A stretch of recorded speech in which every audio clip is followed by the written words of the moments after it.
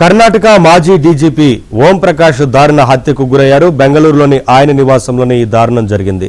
ఓం ప్రకాష్ ను భార్య పల్లవి, కుమార్తె కృతి ముఖంపై కారం చల్లి కత్తితో పొడిచి చంపేసినట్లు తెలుస్తోంది. అనంతరం పల్లవి మరో ఐపీఎస్ అధికారి భార్యకు వీడియో కాల్ చేసి రాక్షసుని చంపేశానంటూ మృతదేహాన్ని చూపించినట్లు సమాచారం.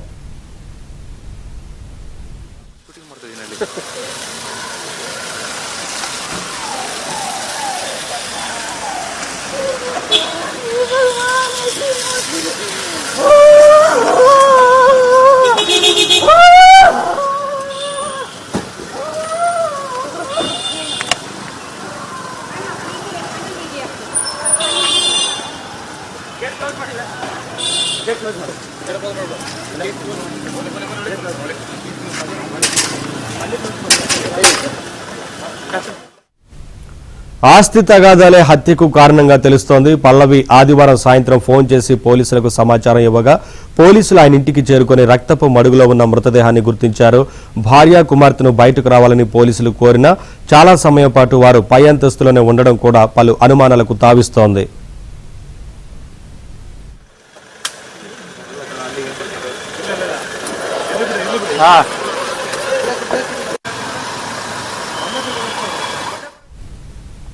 బీహార్కు చెందిన ఓం ప్రకాష్ 1981వ బ్యాచ్ ఐపీఎస్ అధికారి.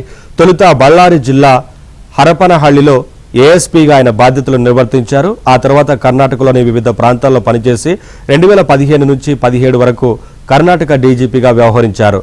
రిటైర్మెంట్ తర్వాత బెంగళూరులోనే నివసిస్తున్నారు. భార్యాభర్తల మధ్య తరచుగా గొడవలు జరిగేవని ఇరుగు పొరుగు వారు పోలీసులకు తెలిపినట్లు సమాచారం. భార్య, కుమార్తెను పోలీసులు విచారణ నిమిత్తం స్టేషన్కు తీసుకెళ్లారు.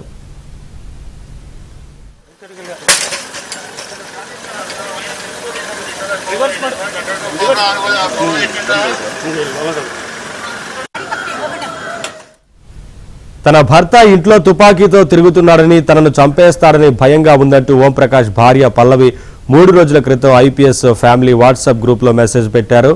తనను, కుమార్తెను వేధిస్తున్నాడని, షూట్ చేస్తానంటూ హింసిస్తున్నాడని వాపోయినట్లు తెలుస్తోంది.